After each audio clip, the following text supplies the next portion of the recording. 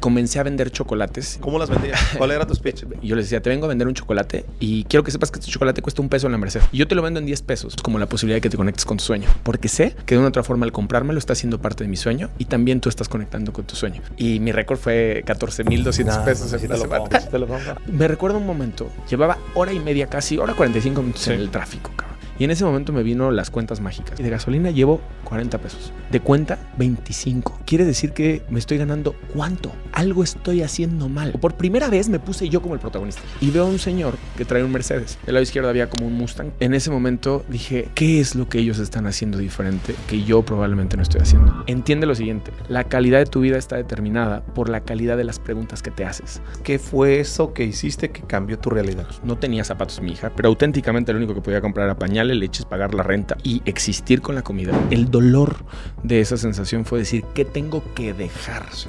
¿A qué tengo que morir? Algo que es bien importante entender es que ningún momento, aunque sea muy doloroso, es para siempre, ni tampoco un momento de profunda alegría. Que todo en la vida pasa, que la vida es un flujo. No esperes a construir las alas perfectas para emprender el vuelo de tus sueños. Tírate al vacío y en la caída construye tus alas. Te puedo contar 1000 cosas que hice. Mal hechas. ¿Cuál es la más pendeja de todas? Perdón, lo que quise decir es...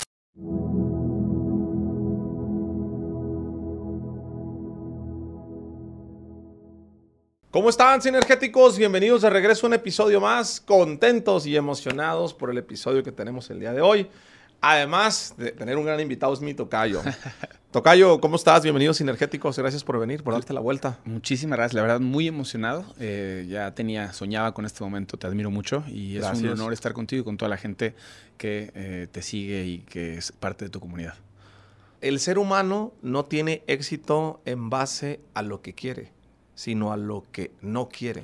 Exactamente. Es parte de tu filosofía. Literalmente. El ser humano no construye su vida en torno a lo que quiere, sino en torno a lo que no quiere. Y eso tiene que ver 100% con los resultados que yo he tenido en mi vida. Te cuento un poquito el por qué. Todo lo que yo tengo, probablemente si me preguntan quién es Jorge Juárez, ¿no? Hoy soy un papá extraordinario. También soy alguien que en el mundo de los negocios probablemente salí un poco del promedio. La verdad es que he logrado muchísimas cosas a mi edad. Sí. Me convertí, hoy en día estoy a punto de ser medio Ironman. Era gordísimo, ¿no? Y si yo le pongo atención, te cuento un poquito. Yo nazco de un matrimonio, o más bien de un no matrimonio. Soy hijo fuera del matrimonio de mis papás. Ok.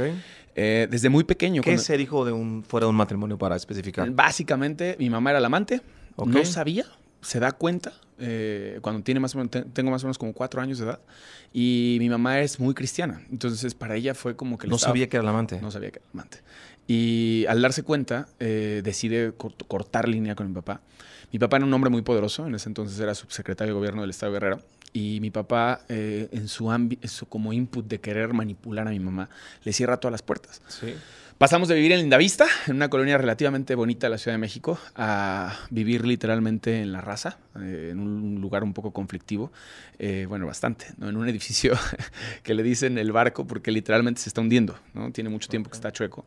Mis vecinos eran dealers, muchas veces en la noche. Yo estaba con mi mamá y mi mamá poníamos la cama literalmente en la puerta para que no entraran los drogadictos porque se confundían de puerta. Y venían a tocar, la vecina, me acuerdo mucho que el esposo se llamaba André, entonces tocaban en la noche gritándole a André. Yo tenía 5 o 6 años más o menos de edad. Y la sensación, yo recuerdo que lo único que en ese momento me recargaba era específicamente en decir, Dios, por favor, que no logren entrar, ¿no? La puerta era de madera y tronaba muchísimo. Hubo como una sensación de fondo, había una sensación como de injusticia, ¿sabes? Porque cuando veía a mi papá, era curioso que lo veíamos de repente se aparecía y íbamos a comer a un restaurante y se gastaba 2,000 pesos en la cuenta. Y yo decía, güey, dánoslo, esos 2,000 pesos que nos los dé, porque literalmente nos abandonó. Y nos podían servir para pagar la renta, claro, o para vivir. Yo creía que el éxito de una persona o la forma de solucionar mis problemas era con el dinero. Y gracias a Dios, mi mamá, no sé si has visto, tocayazo, el tema de La vida es bella, la película. Hermosa, ¿cómo no? Hermano, mi mamá es esa mujer, te lo juro por Dios. Mi mamá es una mujer extraordinaria, ojalá que se dé la oportunidad de escuchar esto. Mi mamá nunca me permitió sentir ni vivir específicamente el que algo estaba muy mal. Mi mamá siempre me enfocó específicamente en que Dios tenía un propósito. que había algo mucho más grande detrás de nosotros. Y empezamos a hacer quehaceres, ¿no? Sí. Casas. Yo tenía 5 o 6 años de edad. Y mi mamá se inventaba cosas como muy simples, ¿no? Me decía mi mamita como, Jorge, corre a la esquina. No teníamos dinero para los camiones y me decía, corre a la esquina y espérame sentado y así descansas. Y entonces caminábamos 3, 4 kilómetros pues, cuando estaba morrillo. Y yo no sentí esa sensación. Siempre era una aventura. Había miedo. Había una sensación de fondo que si yo tenía lana iba a solucionar los problemas. Y entonces mi mamá, justo una de las cosas que yo le decía, mami, la verdad es que empecemos con la gente, no mamaría si supiera. Sí. Le iba a la América, ¿no? Muy cabrón cuando era chiquito. Y porque mi hermano le iba a la América. Y mi sueño cuando tenía 6 años, recuerdo perfecto, era tener un trajecito de la América. Y una vez le dije, mamá, porfa, cómprame el trajecito de la América. Me dijo, Jorge, yo no puedo comprártelo, no tengo lana, pero doña Rosa siempre te dice que tus ojos están bien bonitos. Pídele trabajo. Dile que te dé trabajo, dile que te ayude. Doña Rosa era la que vendía pollo. Sí. Y pues evidentemente, ¿no? Ahí tienes al niño pidiendo trabajo. La señora Rosa me dio chamba, cortaba Sí. pollo, lo embolsaba. Y me pude comprar mi primer trajecito de la América, que evidentemente lo usaba sábados y domingos, no me lo quitaba para nada y era una sensación de logro muy importante para mí. Y cada cosa que yo quería, mi mamá específicamente lo que hizo muy bien hecho es el tema de empujarme a tú puedes conseguirlo. Tú puedes conseguirlo. Yo hoy caigo en cuenta de algo y se lo agradezco profundamente. A lo mejor hay muchas mamás que se pueden sentir identificadas. Y es que mi mamá, toda la ausencia de autoestima que tenía en ella, ¿no? Mi mamá le pegó muchísimo lo de abandono a mi papá. Lo ponía en mí. Ponía su autoestima y ponía el valor de que ella sentía que no podía en mí, ¿no? Y ella me amó incondicionalmente o me ama incondicionalmente. Y siempre me decía, es que tú eres Juárez, tú vas a lograr lo que quieras. Tú eres Juárez, ¿no? Como traes el apellido, pues. Y bueno, todo esto te lo cuento porque siempre infundó en mí el tema del trabajo, ¿no? Yo pasé de pollero al tema de repartidor de avisos de embargo, cuidador de perros y después empecé en una chamba en Los Héroes Tecama, que es una colonia del Infonavit de Ciudad de México que mucha gente puede conocer. Colocando herrerías, tanques estacionarios y en algún punto tuve la suerte de que una persona me dijo, oye, tú eres muy bueno para vender, como que tus ojitos seguramente van a hacer que te abran la puerta. Yo ganaba 150 pesos el día y recuerdo que el señor me dijo, pues por cada venta te voy a pagar 200 pesos, ¿no? Entonces, pues gracias a Dios, la primera vez que vendí, imagínate, yo ganaba 150 pesos el día, vendí 3. Entonces, no manches, levantarte 500 pesitos en un día fue algo muy icónico. Al final, toda mi lucha o gran parte de mi lucha tenía que ver justo con el tema de yo nunca más voy a volver a no tener dinero. Okay. Yo tenía una sensación de sentir que si resolvía esa parte, mi vida iba a estar solucionada. Tuve mucha suerte porque aunque en el camino tengo muchos hechos que te puedo contar de caídas súper profundas, creo que si algo te puedo decir es que soy un experto en el fracaso. Sigo fracasando mucho en muchas áreas de mi vida. Hay áreas de mi vida en las que me siento muy orgulloso, pero también creo que de repente si volteas a ver las áreas de mi vida en las que me siento orgulloso, en algún momento estuve bien sumergido en un pozote, ¿no? Y tuve el privilegio de enfocarme de manera muy lineal en el ámbito de la lana. Dios me permitió crecer mucho y a los 24 años ya estaba siendo pues, alguien que era parte de los mejores vendedores a nivel nacional de una compañía muy importante a nivel internacional. También empecé a dar entrenamientos de desarrollo personal porque yo me agarré del desarrollo personal. Yo en los 18 años tomé un entrenamiento que la verdad es que me dio un aha moment muy cañón, donde yo estaba en una depresión muy cañona y la vida, Dios me mandó el entrenamiento. Y no solo me mandó el entrenamiento, sino que justo pude como continuar en este círculo de gente que bien o mal, creo que Diosito me dio ángel. Entonces la gente de repente pues me acercaba, ¿no? Porque yo la verdad es que siempre he sido muy servicial, siempre he sido alguien muy humilde y como mi mamá fue lo que me enseñó. Entonces, gracias a empujarme a estar, yo empecé justamente a desarrollarme como entrenador. He entrenado más de 100,000 personas en procesos de desarrollo personal, tanto en México, Estados Unidos, Perú, España. Pues la verdad es que he tenido el privilegio de entrenar tanto personas de muy alto nivel como personas, a lo mejor, que creo que esa es una de las cosas que me encanta, personas que han estado en reclusorios, etcétera. Hoy en día ya lo hago más por pasión. Pero a los 24 años pues tenía ya el tema de dar entrenamientos, era uno de los mejores vendedores para una compañía de seguros.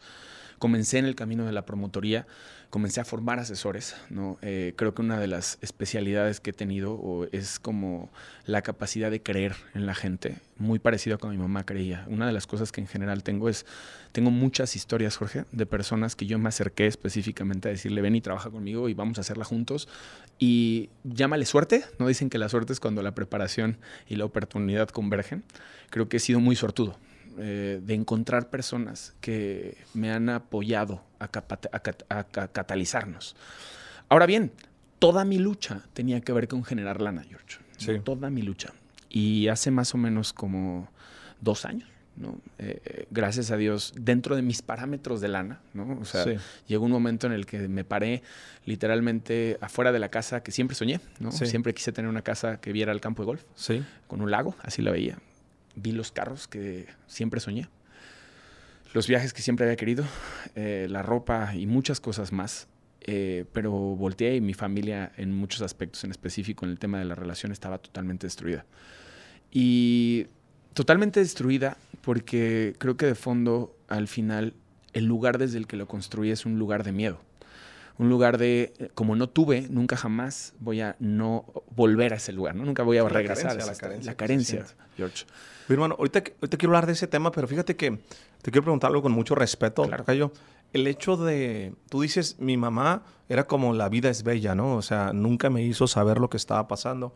¿Tú en qué momento te diste cuenta de que tu papá tenía otra familia y que tu mamá era la amante? ¿Cómo fue darte cuenta de ese, háblame de ese sentimiento? Esa pregunta es buenísima. Yo me doy cuenta por un chofer. Ajá. Yo tenía más o menos como 15 años aproximadamente, y fuimos a comer al Hotel Presidente en la Ciudad de México. Y de repente... Porque sí sigues viendo a tu papá. Mi papá reaparece en la muerte de mi abuelo. Mi papá nos abandona, reaparece en la muerte de mi abuelo. Mi abuelo fue una figura paterna muy importante para mí. Tu papá los abandona cuando tú tienes 4 años. Cuando yo tengo 4 años y reaparece cuando yo tengo 10, ¿no? Reaparece y empieza a darnos un apoyo económico. Y a los 15 años estábamos comiendo en el Hotel Presidente. Le dice a un chofer que me lleve, ¿no? El chofer me va llevando y cuando me bajo, el chofer me dice, salúdame a tu hermano. Era nuevo el chofer. Entonces yo como, ¿cómo que un hermano? Entonces yo no sabía más que tenía una hermana mayor. Yo no tenía noción acerca del tema. Sí. Y la verdad es que muy astuto, la siguiente vez que vi al chofer le dije, ¿y cómo está mi hermano? ¿En qué está? ¿Cómo estamos? ¿Sigue haciendo deporte? Le tiré. Sí, pues ya ves que está en el karate dándole mucho, pues su mamá lo cuida un montón. Ah, qué padre, sí. ¿Cómo está mi hermana? Bien, ya sabes que tu hermana ama con todo su corazón a tu hermano, la fregada. Entonces yo empecé a construir una historia y dije, aquí hay algo que me huele muy mal. Porque pues al final mi papá siempre fue muy astuto. Mi papá, mira, tengo 5 hermanos, de los cuales 4 son hijos de mi papá. Solo 2 son de su matrimonio y los otros 3 somos de otras mujeres, ¿no? Sí. Que convivieron al mismo tiempo y nunca se dieron cuenta. Okay. O sea, mi papá fue muy astuto en ese tema. Entonces, yo empiezo a investigar. Si te digo exactamente cómo fue, no me acuerdo cómo logré llegar. Y un día siento a mi papá y le digo, dime toda la verdad. Dime, yo ya sé de tus hijos. Mi papá me lo negó muchísimo. Me dijo que no era verdad, que no. Y yo crecí con una sensación, esto es bien interesante, George. Una de las heridas más grandes que tenía era la sensación de sentir que era un problema. Okay. Y era algo que venía repitiendo en mi vida. Curiosamente yo me asociaba, yo tenía una novia, yo tenía una relación. Y esto es algo que es parte de mi filosofía de vida. Como tu pasado te alcanza. Todo aquello que no está completo en tu vida, naturalmente va a tender a alcanzarte. Y te alcanza con un solo propósito y es que tengas la oportunidad de completarlo. Que tengas la posibilidad de experimentar y vivenciar aquello que no vivenciaste, porque hay muchas emociones en nuestra vida que juzgamos como malas. Y al creer que si las sentimos vamos a ser débiles, lo que tú quieras, se quedan ahí, se quedan en el inconsciente. Entonces, en algún momento de mi vida, yo cansado de sentir que era un problema para las empresas en las que trabajaba, que siempre era alguien caótico, una persona que tuve una mentoría muy buena, tenía como 20 años, me dijo justo lo que te estoy diciendo. Sí. Jorge, ¿de dónde viene eso? Y yo claramente vi el tema de mi papá, el sentir que yo era un problema para mi papá, porque eso era lo que yo sentía de su parte, que el tenerme a mí, porque además, obviamente si tú conoces a los hijos de mi papá, ¿quién crees que es el que se parece más a él? Yo. Haz cuenta que el güey me cagó. Literalmente soy igualito a él. Entonces, ese era mi mayor orgullo, por un lado, pero también lo peor. Porque imagínate, a los 12 años gano la Nacional de Oratoria, concurso en Bellas Artes, un montón de personas, salgo en los periódicos porque me esforcé, porque mi papá, mi abuelo, y mi papá paga lana para que no salga en el periódico porque era su cara con su apellido, porque sí me dio su apellido y además me llamo como él. Entonces, yo a los 21 años... ¿Cómo te sentiste? O sea, que pagara lana para que no salieras. Me enteré hasta después, George. Ajá. Pero era muy raro, porque yo soñaba, imagínate que me dieron, la SEP nos dio un camión completo para llenarlo de gente. Y yo le dije, porfa, ve a verme. Mi sueño era a que abriera el telón de Bellas Artes, es impresionante, ¿no? Además, cuando lo abren, pues, literal, imagínate un chamaco de 12 años, cabrón. Y yo quería verlo a él, ¿no? Yo buscaba y yo creo que mi oratoria, no se me va a olvidar que duraba 6 minutos, entre 4 y 6 minutos era la convocatoria. Yo me la pasé 3 minutos, si no es que 4, buscándolo. Yo decía, seguro está en los palcos, seguro está arriba, seguro está abajo. Fue la peor oratoria que he dado en mi vida. Ya era una presentación nada más porque había ganado. Pero al final lo que te quiero comunicar es, yo ya cansado de toda esta historia de dolor, de esta sensación de sentirme inadecuado, ¿no? Sí. Decido literal buscar en Facebook, ¿no? Dije, a fuerza que en algún lugar voy a encontrar a mis hermanos. Me puse a buscar y me apareció mi hermano, el que sigue de mí. Porque curiosamente es pianista, él es un gran pianista, un tipazo, güey. Y vi que en una foto estaba mi papá y vi que también estaba etiquetada la que es mi hermana. Y entonces dije, él es más chico que yo, no estoy seguro que tenga la capacidad de recibir la noticia de que tiene un hermano. Busqué a mi hermana mayor y le mandé un mensaje y le dije, no quiero su herencia, no quiero nada de ustedes. Lo único que quiero de manera específica es dejar de ser un secreto. Mi papá rapidísimo me buscó y me dijo, ¿por qué hiciste esto? ¿No? Yo le había puesto un ultimátum antes. Yo le dije, papá, tienes un mes para presentarme a toda tu familia porque yo no voy a hacer un secreto en tu vida. Y no hizo nada. No hizo nada. Yo busco a mi hermana. Mi hermana me contesta de una manera muy sutil pero muy linda. Ella me dice, no estoy preparada para procesar esta noticia. Te agradezco la forma en la que me lo estás diciendo. Y ahí viene un proceso interesante porque mi papá se aleja de mí. Pero en ese proceso... ¿Se enoja por lo que hiciste? Sí. Pero yo estaba aquí en Guadalajara, George. Estaba en el Hotel Camino Real, que está enfrente de Plaza del Sol. Bueno, era el Hotel Camino Real, ahí trabajaba. Recuerdo que estaba en los jardines de afuera, hablando por teléfono, temblando, ¿no? Diciéndole esto. Y hablo con Carla, ¿no? Y Carla me dice lo que te estoy diciendo. Y de ahí me di a la tarea, como decir, güey, ¿quién es más de mi historia que mis demás hermanos están? Entonces empiezo a buscar, gracias a Dios encuentro a Natalia y empiezan a aparecer. Y después de toda esta ola espantosa, mi papá tenía cáncer ya. Mi papá muere de cáncer muy joven, 56 años. Después de toda esta historia, cuando baja literal el agua, en algún punto Carla accede a conocerme junto con Jorge. ¿Tus hermanos? Mis hermanos. Acceden a conocerme. ¿Antes o después de que falleciera tu papá? Antes de que fallezca, acceden a conocerme. El encuentro fue en Mérida. Me acuerdo perfecto que los vi en una cantinita muy famosa, La Negrita se llama. Y hablamos. Y yo lo único que les decía era que pues, al final yo no quería nada de ellos, pero que justo no quería ser un problema más. Ok. ¿Y cómo es esa plática? ¿Qué onda, güey? ¿Es tu hermano? Llegaron, pues, me vieron y Carla así, güey, o sea, eres mi papá. Mis manos son con mi papá, mis ojos son con mi papá. Para ella fue muy confrontativo, nos pusimos medio jaladones, le metimos y lloramos un montón porque ella me contó partes de su historia. ¿Sabes qué fue? Fue súper sanador porque, Jorge, muchas veces en la vida vivimos en primera persona, si no es que todo el tiempo, ¿no? Vivimos creyendo que lo que nos pasó a nosotros es lo peor y nunca nos damos cuenta. Por ejemplo, yo decía, es que el haber crecido fuera por completo de mi papá, si el no tener familia con mi papá, el que no me haya querido, el que no haya estado cerca de mí, lo que sea, fue lo peor que me pudo pasar en la vida. Pero cuando yo escuché la otra parte, todo lo que vivió mi hermana, de las mentiras de mi papá, de los abusos, de las desapariciones, de la forma en la que fue, yo en ese momento recuerdo que sentí una sensación de que se me caía el cielo encima, porque me sentí en una parte aliviado, porque también no tuve de cerca mucho de los dolores que representaba mi papá. Sí. Pero por el otro lado también me sentí como, ¿por qué no estuve ahí para cuidarte? ¿Por qué no estuve ahí para acompañarte? ¿Por qué no? No sé por qué, Jorge, pero de forma bien profunda, yo me acuerdo que lloraba pensando eso. Y fue una charla súper sanadora de manera personal, porque creo que empecé a entender el lugar que tenía. Güey. Empecé a entender que creo que una de las cosas, de repente cuando, otra vez, el pasado te alcanza, ¿no? Y todo aquello que negamos, lo que niegas te somete, lo que aceptas te transforma. Yo venía toda mi vida negando aspectos y partes de mi historia. Todo aquello que en algún punto desde mi pobreza, güey, me daba muchísima pena. Desde el haber sido hijo fuera del matrimonio. ¿Pobre te da pena? Me da pena. ¿Ser hijo fuera del matrimonio? Claro. ¿Sabes a mí qué es lo que más vergüenza me daba? ¿Qué? Me tomó muchos años superarlo. A diferencia de ti, mi papá embarazó a mi mamá y se peló 21 años. Entonces, para mí era la parte de verme las manos y no eran como las de mis hermanos. Oh. No parecerme a mi mamá y decir, ¿de dónde vengo, cabrón? ¿De dónde vengo? Quería saber, yo tenía muchas ganas de conocer a mi papá porque quería encontrarme. Pero lo que me daba mucha vergüenza es el hecho de que mis dos hermanos, Santiago y Zenia, tuvieran apellidos diferentes a mí. Qué fuerte, sí. O sea, el hecho de... Siempre pensé, ¿qué se sentirá? No sé si tú tengas... Creo que no. Creo que en eso hacemos puente. Un hermano completo, güey. No tengo, bro. A mí no me gusta usar el término medios hermanos. Para mí todos son mis hermanos. Totalmente. Jamás me verás diciendo, es que él es mi medio hermano. Para mí todos son mis hermanos. Pero yo digo, tengo dos historias. ¿Cuál quieres que te cuente? ¿Soy hijo único o tengo 7 hermanos? Pero es bien bizarro porque en mi caso, mira, son 5 de mi papá y 2 de mi mamá. Todos mis hermanos. Pero fíjate que está bien curado porque los 5 con los 2, ¿estás de acuerdo que son mis hermanos? Sí. Pero entre ellos no son nada, güey. Claro. Es más bizarro aún. Entre ellos se podrían casar, cabrón. Imagínate, güey. Sí, sí. O sea, 2 hermanos casados entre... cabrón. Entonces, cuando empiezas a pensar en eso, digo, toco madera, no vaya a pasar. Digo que no pasaría nada. Entre ellos no comparten la misma sangre, pero eso a mí me dio mucha... vergüenza. Me dio mucha vergüenza, me da vergüenza.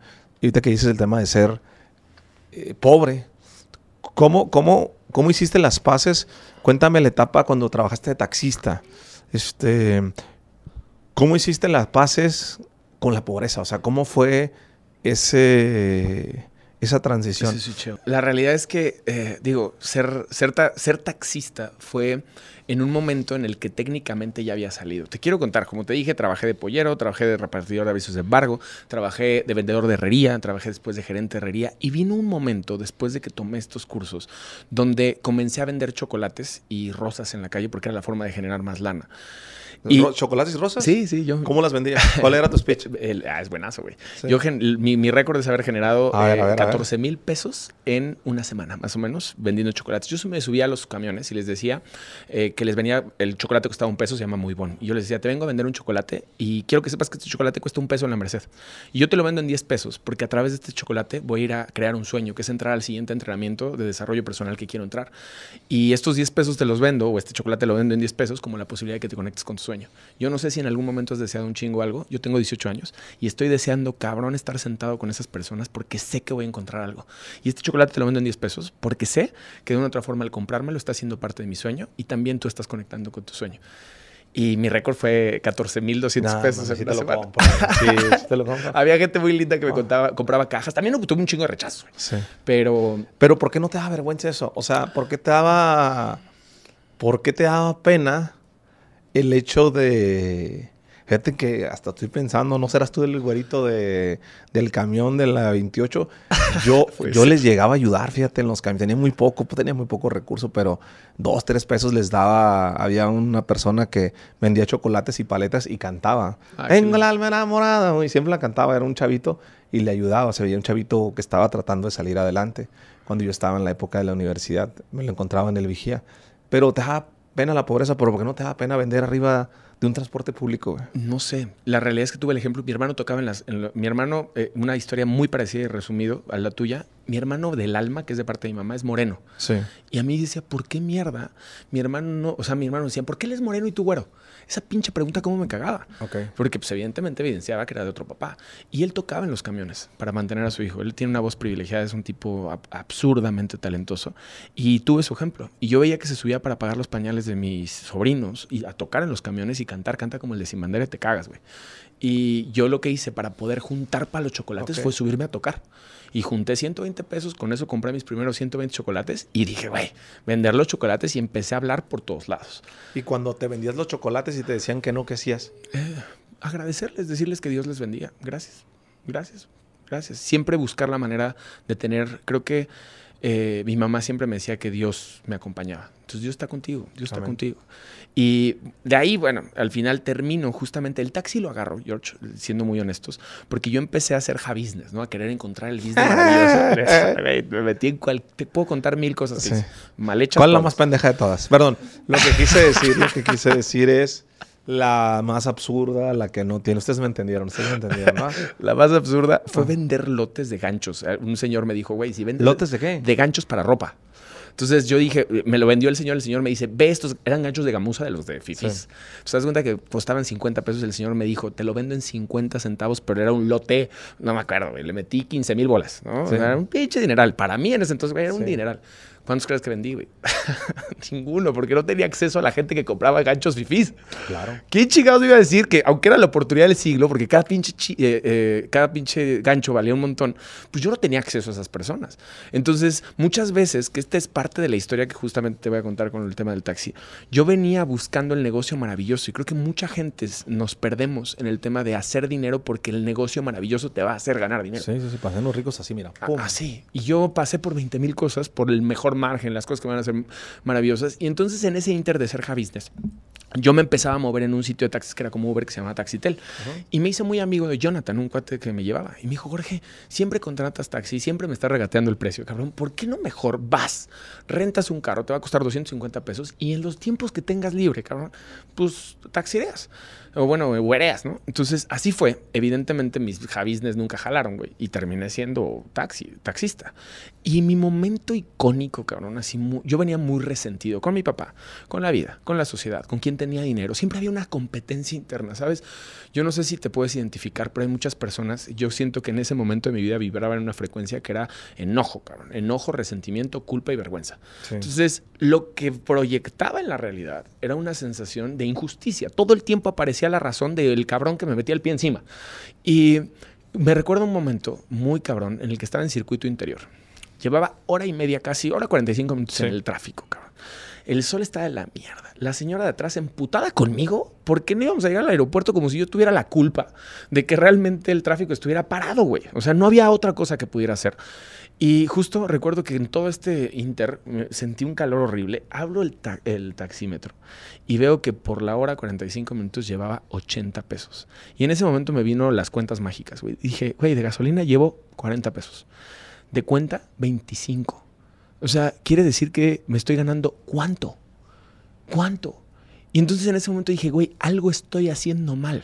Algo no funciona conmigo. Por primera vez me puse yo como el protagonista. Por primera vez después de haber sido el víctima del papá, del hermano, de todo el...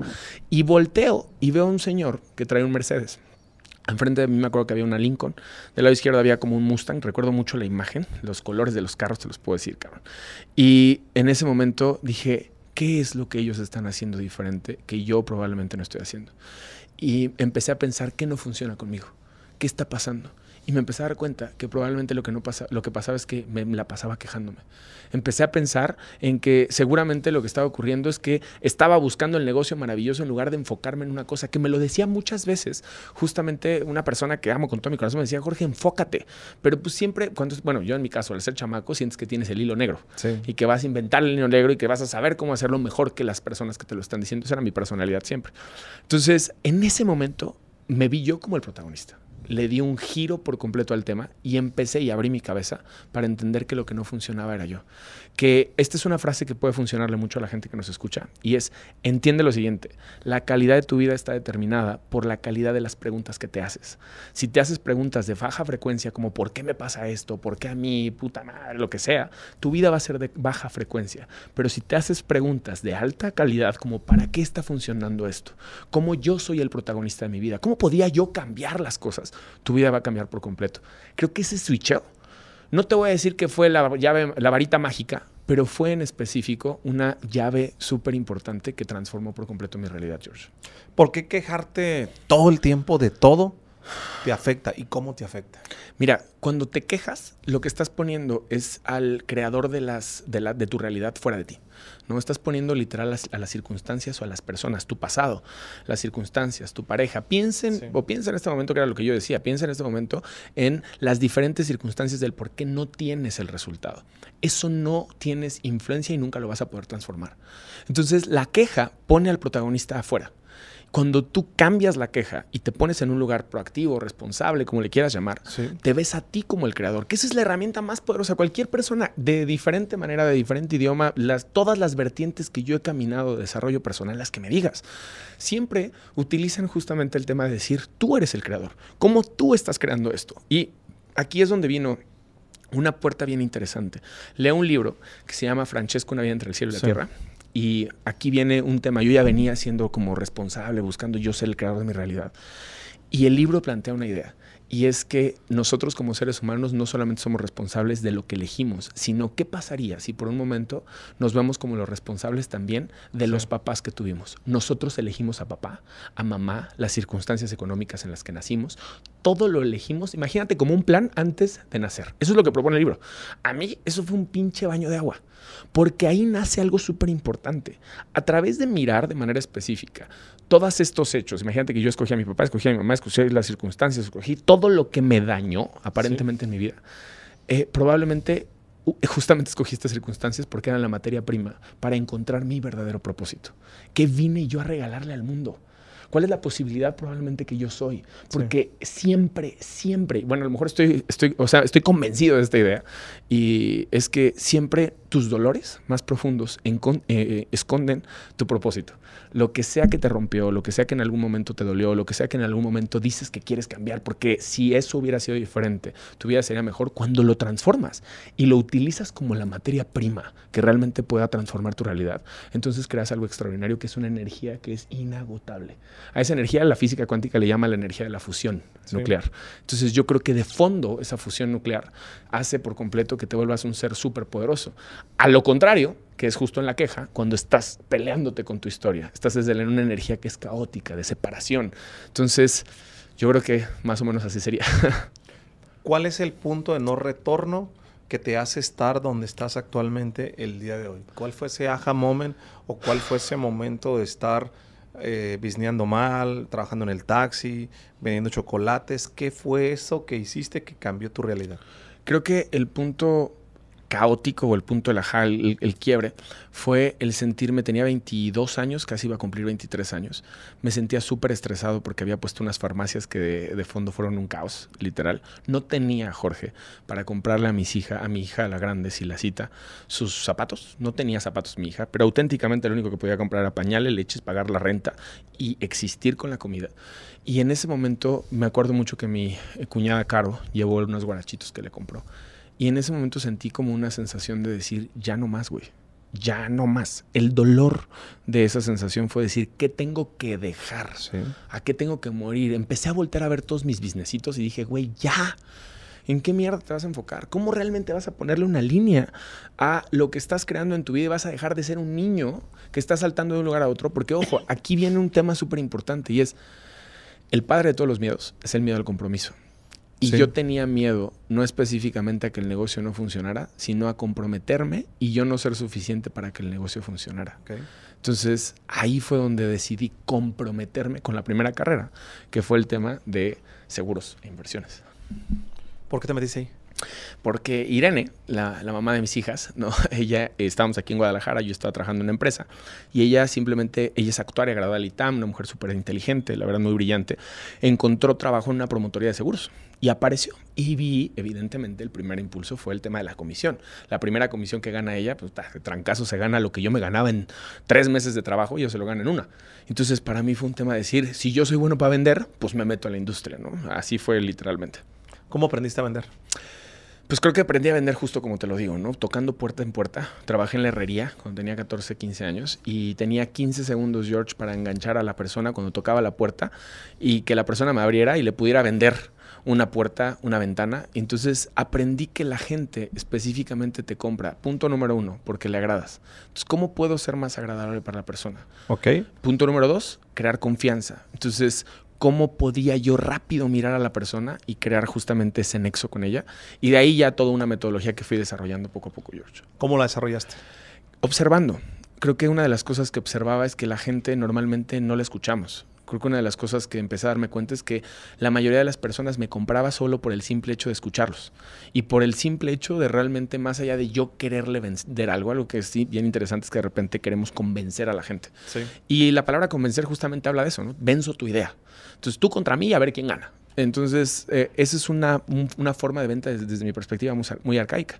Pero cuando yo vendo, cuando yo utilizo la energía del cliente, cuando yo me doy cuenta qué es lo que está buscando y cómo lo que yo tengo puede solucionar auténticamente un problema, entonces ahí es donde dejas de ser un vendedor amateur, como yo le llamo, y te conviertes realmente en un vendedor profesional. ¿Qué habilidades te ayudaron en tu época como taxista o a hoy en la época empresarial? Creo que en primera instancia la resiliencia, ¿no? La resiliencia como de saber que no todo es para siempre. Algo que es bien importante entender es que ni un momento maravilloso va a durar siempre, y eso también en cierta forma requiere dar nostalgia. ¿Sabes cuántas veces he estado haciendo cosas maravillosas con mis hijas pensando que ese momento nunca más lo voy a volver a vivir? Sintiendo una sensación de alegría, pero a la vez una sensación de tristeza absurda. Eso justamente lo aprendí en el taxi. Que ningún momento, aunque sea muy doloroso, es para siempre, ni tampoco un momento de profunda alegría. Que todo en la vida pasa, que la vida es un flujo. Entonces creo que eso lo aprendí justamente manejando, ruleteando en la Ciudad de México.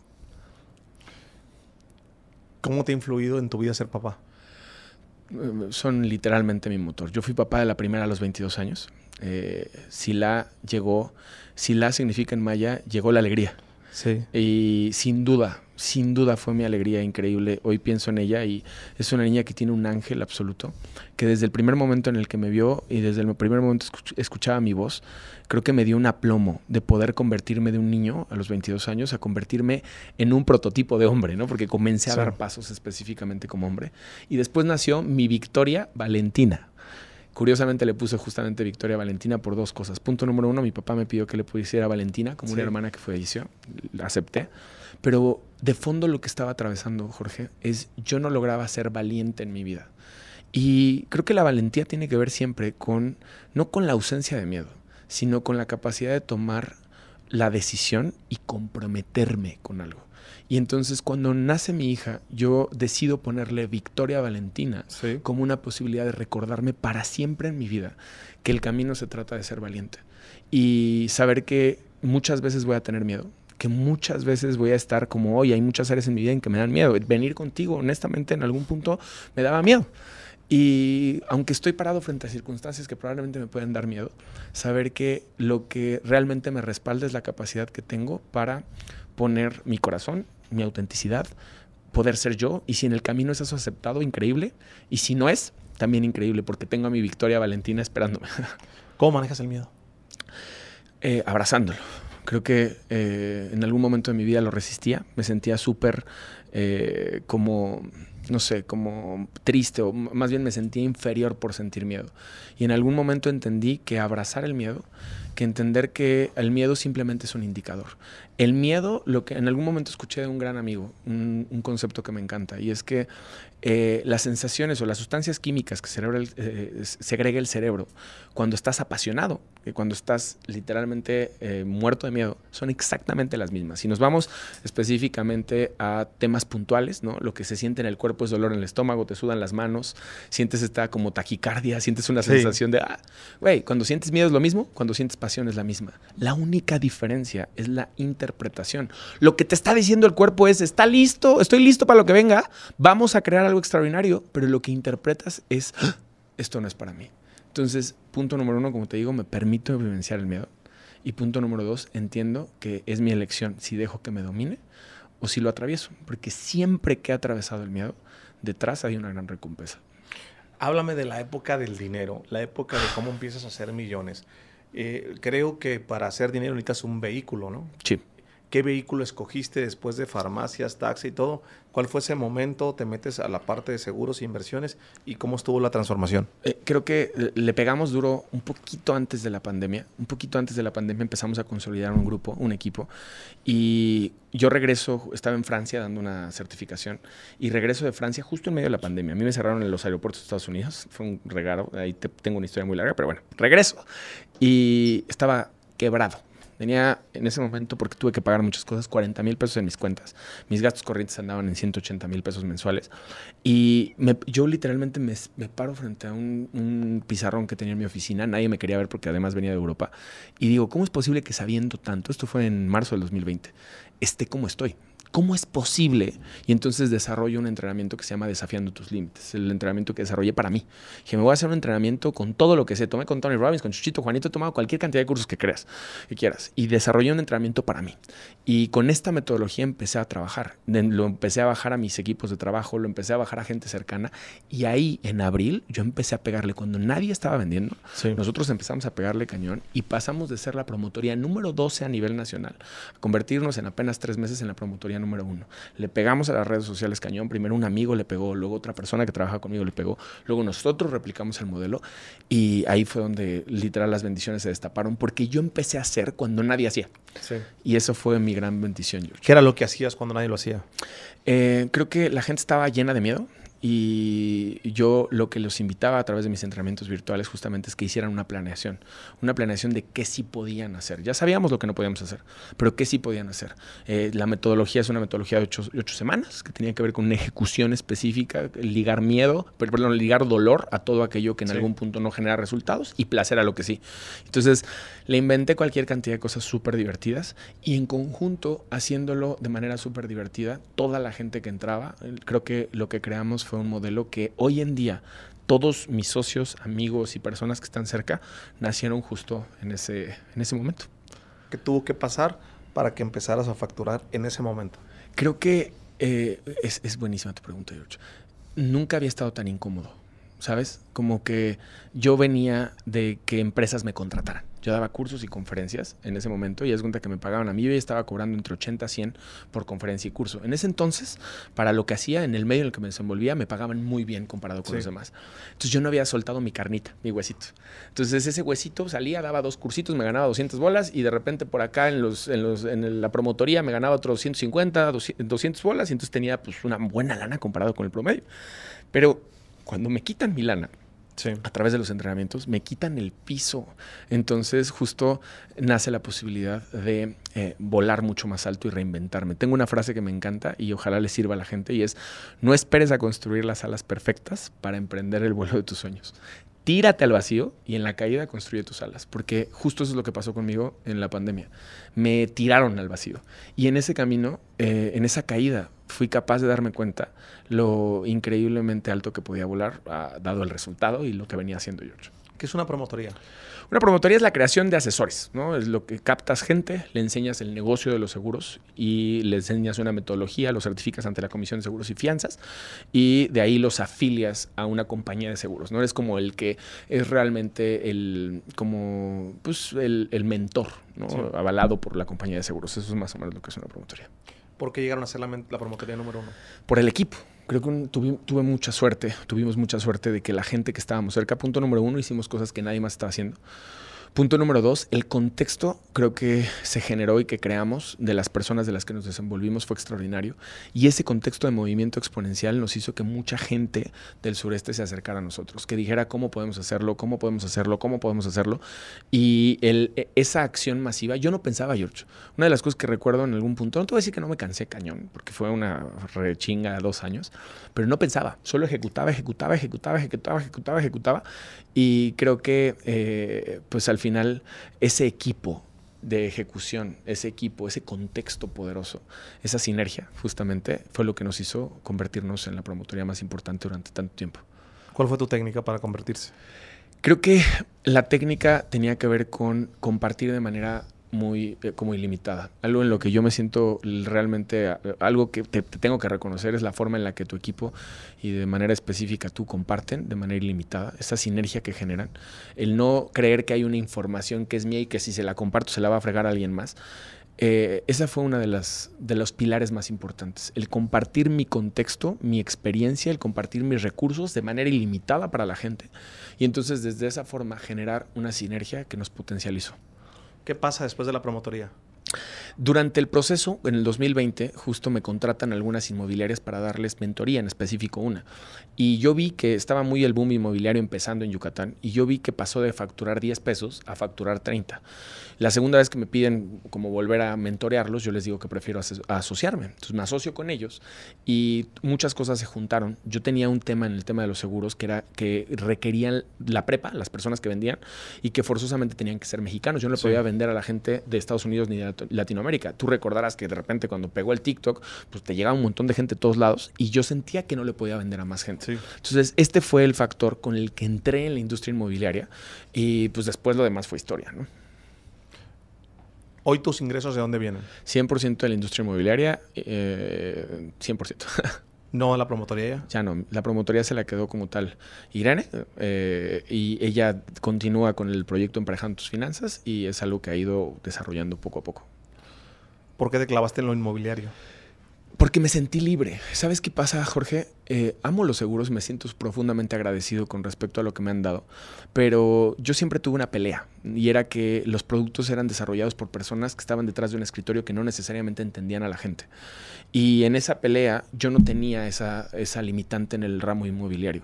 Yo en el ramo inmobiliario muy rápido, primero como inmobiliaria, luego me asocio dentro de una desarrolladora, luego pongo el tema de una constructora. Hoy estoy en tema de un grupo de hoteles, estamos justo iniciando con el tema de hoteles, pero los productos siempre han estado fijando o muy puestos en la gente. Yo los he desarrollado desde que conozco gran parte del 60%, 65% de la venta hoy lo hago en Estados Unidos. Y tiene que ver con entender el mercado, qué quiere y cómo quiere, y poco a poco, siendo muy honestos, hemos ido mejorando el producto. Por eso giré hacia allá, ¿no? Porque aquí tenía la libertad, que también es la responsabilidad que muchos no quieren, ¿no? Yo no quería nada más ganar dinero, yo quería, mi visión es crear una comunidad. Entonces, aquí era la increíble oportunidad de tener una comunidad, porque si bien o mal la responsabilidad es mucho más grande, pues evidentemente la posibilidad es mucho mayor, ¿no? Porque yo puedo gestionar absolutamente todo y ir teniendo mano en todo. ¿Cuál dirías que es la clave para vender más y mejor? Creo que vender más y mejor es entender que cuando haces el switch de que le quitas por completo el signo de pesos al cliente, de que dejas de pensar cuánto me va a dejar esta persona y comienzas a pensar qué requiere realmente esta persona de mí, cómo puedo servirle a este ser humano, de qué manera realmente lo que yo tengo para aportarle puede crear algo que no tiene, ahí cambias por completo. Hay dos tipos de vendedores, George. El primero es los que venden desde la necesidad. Sí. Es que lo que está pasando y algo que está muy mal, en no sé qué, y entonces de ahí crean miedo.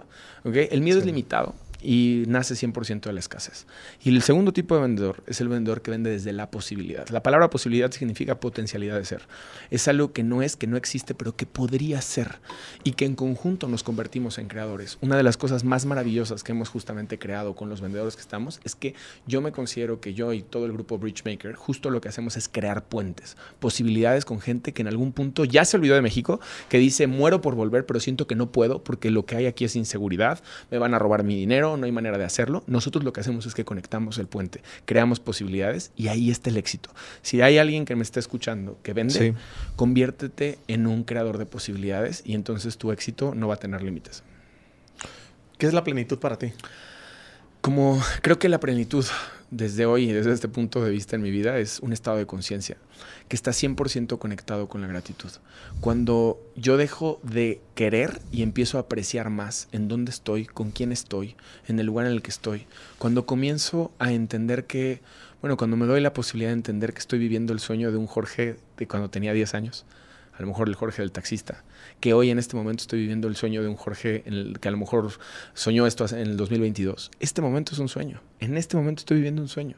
Y a lo mejor no me he dado cuenta porque estoy tan inmerso en los problemas que no me permito entrar en el estado de conciencia de plenitud. Pero te garantizo que todos siempre tenemos algo por lo que agradecer. Cuando conectamos con la gratitud, entonces nuestro don o nuestro derecho divino de la plenitud está ya disponible para nosotros. ¿Cuáles dirías que son las 7 áreas de la vida que tenemos que dominar para encontrar la plenitud? Pero antes de que me contestes, me dirijo a ustedes que están viendo este episodio. Quiero agradecerles por todo el apoyo a este podcast, a Sinergéticos. Les quiero pedir un favor muy grande, algo que nos pide YouTube. Una estadística que dice que el 90% de las personas que ven los episodios no están suscritas al canal, así que les voy a pedir respetuosamente que se suscriban al canal, que activen la campanita para que les avisemos de todos los episodios que subimos tanto lunes como jueves y todo el contenido que subimos a través de las diversas plataformas. Activen la campanita. ¿Me decías, hermano? Súper. La primera, el cuerpo. No puedes vivir o no puedes experimentarte como alguien pleno si te olvidas del cuerpo. El cuerpo no es lo más importante y no tiene que ver con que tengas un cuerpo que se vea bien. Tiene que ver con el dominio del cuerpo. ¿Qué es dominar el cuerpo? Parar y entender que el cuerpo lo que va a querer son dos cosas. Placer, literalmente, y placer y huir en algún punto. Son estos como instintos naturales, ¿no? O sea, lo que vamos a querer es comer de una manera desacelerada, a lo mejor tener sexo de una manera desacelerada, tomar. Cuando tú dominas tu cuerpo y te aseguras de que el cuerpo te entregue la cantidad de energía que requieres, creo que es el paso que te permite seguir al siguiente nivel, que es dominar tus emociones y tu mente. El dominio no tiene que ver con control, tiene que ver con saber, literal, surfear las olas de lo que representan los pensamientos y las emociones. De ahí podemos pasar al siguiente nivel, que es ahora sí lo externo. ¿Qué es lo que es externo en el primer sitio? Las relaciones. Tú no puedes A ver, hay gente que de repente se acerca a mí y me dice, no, como es que yo soy súper amoroso, pero la gente en tu vida no te vivencia ni te experimenta como alguien amoroso. Entonces, no eres amoroso. Tú eres básicamente no lo que crees que eres, sino el resultado que tienes con base en las relaciones que tienes. Entonces, las relaciones es el siguiente punto. ¿Qué están diciendo las relaciones de ti? ¿Cómo te vivencian? ¿Cómo te experimentan las relaciones? Y de ahí pasamos al siguiente nivel, que es el tiempo. El dominio del tiempo, yo lo explico de la siguiente manera, y es la capacidad que tenemos para tener y estar en paz con el pasado y también estar en paz con el futuro. Entender que la ansiedad evidentemente viene de un exceso de futuro y la depresión viene de un exceso de pasado. Y ahí pasamos al siguiente nivel, es que es tener una vida con propósito. Si yo domino el pasado y el futuro, entonces encuentro mi propósito. Y cada momento de mi vida lo estoy viviendo desde ese propósito. Que el propósito específicamente no tiene que ver con lo que tú estás haciendo o lo que yo estoy haciendo. Oye, cada persona podría estar desde el lugar en el que lo está haciendo, viviendo y vibrando desde un espacio de propósito. Y entonces, ¿qué crees? El propósito nos conecta con el siguiente nivel, que es la abundancia o el dinero. Porque si tú estás desde ese espacio, naturalmente te vuelves alguien abundante y próspero. Y si juntamos todas esas áreas, entonces llegamos al área más importante, que de fondo es el área que abarca todo, que es la espiritualidad. Dios. No hay nada, literalmente, o no hay nadie que podría, desde mi perspectiva, experimentar la plenitud o la totalidad, si no reconoce. De hecho, hay una frase que me encanta y es: el tipo de relación que tienes con Dios es coherente con el tipo de relación que tienes contigo. Entonces, si tienes una relación distante, si tienes una relación cercana, si tienes una relación amorosa, si crees que Dios te juzga, si crees que Dios te está señalando, solamente requieres ver cuáles son tus juicios que tienes acerca de lo más elevado y vas a conocer tus propios juicios acerca de ti mismo. Esas serían las citarias, George. ¿Crees que todos podemos tener plenitud financiera? ¿Crees que todos podemos hacer dinero? Mira, sí y no. Sí, la gente que tiene acceso a tu podcast y que lo está escuchando, estoy seguro que sí. La gente, hay un gran porcentaje, cerca de 25 millones de mexicanos que por condiciones que tienen que ver específicamente con cosas externas, pues pasaron literal desnutrición. Y eso en edades tempranas, lo que genera la anemia es que de 10 conceptos no les puedan entrar 9. Entonces, quien dice que cualquier persona puede hacerlo no entiende realmente el contexto de donde vengo. No entiende lo que significa realmente. Mi mejor amigo de cuando lo tenía 9 años, mi mejor amigo, güey, ahorita está en el bote, literalmente por secuestro. Y dormía conmigo. Era el güey con el mejor corazón del planeta. Me defendía todos los días, pero el güey no comía bien, su papá era alcohólico, golpeaba a su mamá y varias veces llegó con la espalda literalmente llena de marcas de un cable que le pegaba a su papá. Entonces no es verdad específicamente que todos tienen la capacidad, porque si un niño, este güey no le entraba nada, ningún concepto de la escuela le entraba, porque no comía bien. Entonces, pero la gente que te está escuchando probablemente podría decir que el 100% sí tiene la capacidad de tener libertad financiera. ¿Tú, Gallo, crees que tu color de ojos, tu color de piel fue una ventaja para tener éxito? Sin duda, en México sin duda. Yo fui muy bendecido porque al final creo que la gente naturalmente, al principio, mira, el tema del racismo, la neta es que también crecer en una colonia donde todos eran morenos siendo güerito no está bonito. Pero conforme vas creciendo, honestamente, las personas naturalmente me veían a mí como alguien que tenía cierto poder o cierta influencia por mi aspecto físico. Eso sin duda creo que tiene una influencia. Háblame de tus hábitos actualmente. ¿Cómo trabajas la parte física, la parte mental? ¿Qué haces en un día a día? Soy un obsesionado, literal obsesivo compulsivo con tener que mi cuerpo me entregue mayor energía. En un día convencional, por ejemplo, ahorita estoy preparando para el medio Ironman, me paro a las 3:40 de la mañana. Empiezo a rodar a las 4 de la mañana, ruedo 2 horas, 2 horas y media, 2 horas y cuarto, nado. Me meto literalmente a bañar, voy por mis hijas porque me gusta mucho llevarlas a la escuela. De ahí me voy al Santísimo. No es que sea como tal, no profeso una religión, pero me encanta ese lugar porque me da muchísima paz. Ahí leo, por lo menos estoy entre 30 minutos y una hora, y llego en una frecuencia ya bien alta a la oficina. Trabajo normalmente de 9 de la mañana a 1 de la tarde, 1:15. Normalmente procuro ir por mis hijas, ¿no? Me gusta mucho comer con ellas, compartir, estar. Justo como te decía, yo vengo de no hacerlo y entonces hoy es algo que le doy mucha posibilidad. Hilando el tema de lo que en algún punto te digo. La gente no construye su vida en torno a lo que quiere, sino en torno a lo que no quiere. Entonces, en muchos aspectos, justo todo lo que hoy ves como maravilloso de mí o lo que podría la gente creer maravilloso de mí, ha nacido de no haberlo tenido, de no haber sido, ¿no? Estoy con mis hijas, en la tarde atiendo 2, 3 citas adicionales y creo que una de las cosas que procuro siempre es dedicar en la tarde algún tiempo como para la meditación, específicamente la lectura. Soy muy creyente pues, de diferentes cosas espirituales, entonces me gusta estudiar. Más o menos ese sería un día común y corriente en mi vida. ¿Cómo crear equipos de alto rendimiento y sostenibles en el tiempo que te permitan tener el estilo de vida que tienes y que operen por ti? Punto número 1, empujarte tú. La única manera es empujarte tú. ¿Quieres que la gente en tu entorno se empuje? De hecho, muchas veces los líderes se quejan de sus equipos. Y el líder que se está quejando de sus equipos es porque está inconforme con su propio rendimiento. Sí. Nunca, jamás en la vida el equipo tiene específicamente la responsabilidad. Un buen líder sabe que de manera específica la manera de empujar a los demás es empujándose a sí mismo. Entonces, creo que desde ese lugar puedo crear un equipo que en el paso del tiempo sea sostenible, porque al final, si yo estoy todo el tiempo inspirándome, llevando un nuevo nivel, las personas en mi entorno lo que empiezan a hacer naturalmente es llevarse a un nuevo nivel. Creo que esa sería la respuesta, Yurcho. ¿Cuál es el precio que tenemos que pagar por lograr lo que queremos, desde tu punto de vista? El precio que tenemos que pagar es saber que muchas veces vas a tener que hacer a un lado el placer, que la vida es un precio. Fíjate, diseña tu vida. Esto le diría a las personas. Diseña tu vida, ¿okay? Haz el diseño extraordinario de tu vida. Pero después de que pongas muy claro todo lo que sueñas, ¿okay? Al lado pon todos los precios que paga la gente que tiene la vida de tus sueños. Y pon literalmente no tus sueños en el espejo, pon los precios. Ponlos y míralos todos los días. De manera específica, probablemente el que yo tenga el tipo de vida que tiene conlleva el tema de no dormir bien, el que muchas veces duermo probablemente entre 4 o 6 horas al día, que muchas veces estoy con mis hijas y no tengo energía, pero requiero específicamente centrarme en que, a ver, el tipo de vida, el que está eligiendo hacer lo que hace soy yo. No se lo cobro a mis hijas, porque una de las cosas que de repente pasa es que la gente dice, ¿no? Llegan los esposos a la casa y le dicen a su pareja, es que la realidad es que yo te doy todo, que no te das cuenta, me la paso trabajando. A ver, ¿trabajas por ti o trabajas por tu familia? Porque eso es bullshit y es mentira que trabajas por tu familia. Lo estás haciendo por ti. Y lo que es importante es que no tiene que ver con que no te preocupe tu familia. Sí. Pero al final, el llevarte al exceso de algo o hacer algo, por ejemplo, lo que te digo, a la hora en la que me paro, yo no se lo voy a cobrar a mis hijas. Yo no les voy a justificar mi ausencia de tiempo, mi ausencia de presencia por ninguna actividad específica que yo estoy eligiendo en mi vida. Y creo que es vivir desde esa conciencia. Hay alguien que admiro muchísimo, el rap, que dice, no es lo que haces, Jorge. Es el lugar desde el que lo haces, la conciencia con la que lo haces. Sí. Porque de nada te sirve hacer cosas increíbles con tu pareja si tu conciencia no está puesta en tu pareja.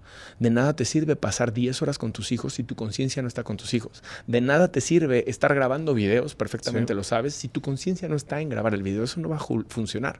Es la conciencia lo que genera el resultado y no la acción en sí. La conciencia y no la acción. ¿Cómo creas conciencia? Pues en primera instancia, justo como lo decía, haciéndote preguntas poderosas, viéndote como el protagonista, entendiendo que no eres tus pensamientos, no eres tus emociones, no eres tu cuerpo. Eres una conciencia mucho más elevada que le llaman la conciencia del observador. Y cuando empiezas a encontrarla, ¿cómo la puedes encontrar? A través de la meditación, a través de la observación, a través de estar en la naturaleza, a través de hacer grounding, a través de hacer hielo. Hay muchas prácticas que puedes llevar que yo llevo en mi vida que te permiten conectar con esa conciencia. Y entonces en esa conciencia empiezas a entender y decir, a ver, no soy yo que estoy sintiendo soledad, no soy yo que estoy sintiendo tristeza, ¿ok? Estoy habitando la tristeza. Está pasando por encima la tristeza. Hay algo que está viniendo a mí que no tiene que ver conmigo, porque a veces nos identificamos con las emociones, nos identificamos con los problemas, nos identificamos en nuestra vida, porque es muy tentadora la materia, ¿no? Te identificas con lo que tienes y con lo que no tienes. Desidentifícate. Y entonces desde ese lugar vas a empezar a crear conciencia de la retórica que tienes en tu cabeza. Porque, otra vez, al final no tenemos lo que merecemos, tenemos lo que creemos que merecemos. Y mientras no seas consciente de lo que crees, difícilmente vas a darte cuenta qué es lo que está haciendo que tengas lo que tienes.